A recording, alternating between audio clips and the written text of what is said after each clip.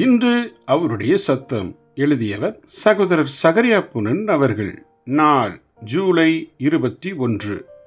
நம் வாழ்வில் தேவ சித்தம் நிறைவேறிட வேண்டும்.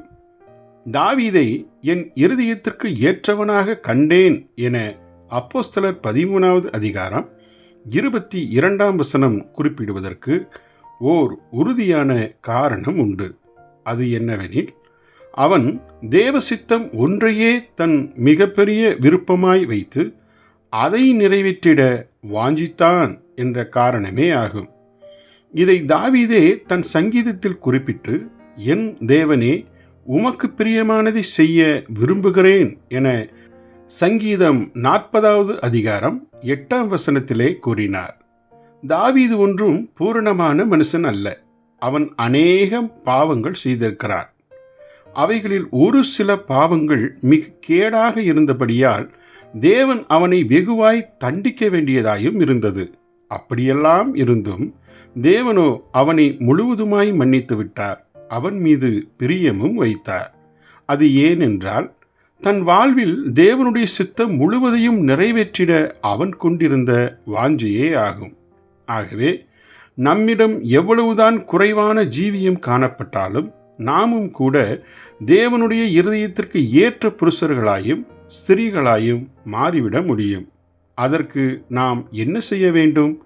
தாவீதை போலவே ஆண்டவருடைய சித்தம் செய்வதற்கே நம் முழு இருதயமும் திசை மாற்றம் கண்டிருக்க வேண்டும்.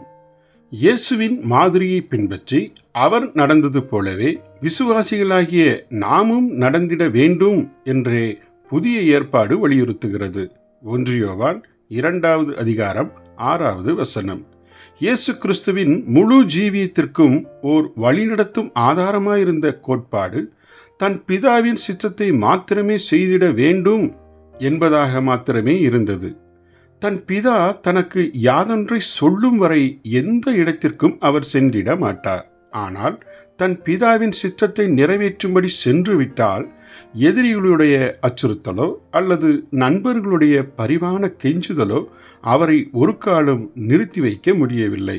ஆம், தன் பிதாவின் சித்தத்தை நிறைவேற்றுவதே அவருடைய அன்றாட போஜனமாய் இருந்தது என யோவான் 4ஆம் அதிகாரம் 34வது வசனத்திலே வாசிக்கிறோம். ஒரு மனிதன் தன் சரீரத்தை போஷித்திட உணவுக்காக ஏங்குவதைப் போலவே தன்னை அனுப்பினவருடைய சித்தத்தை நிறைவேற்றி முடிப்பதற்கு இயேசு ஏங்கி நின்றார்.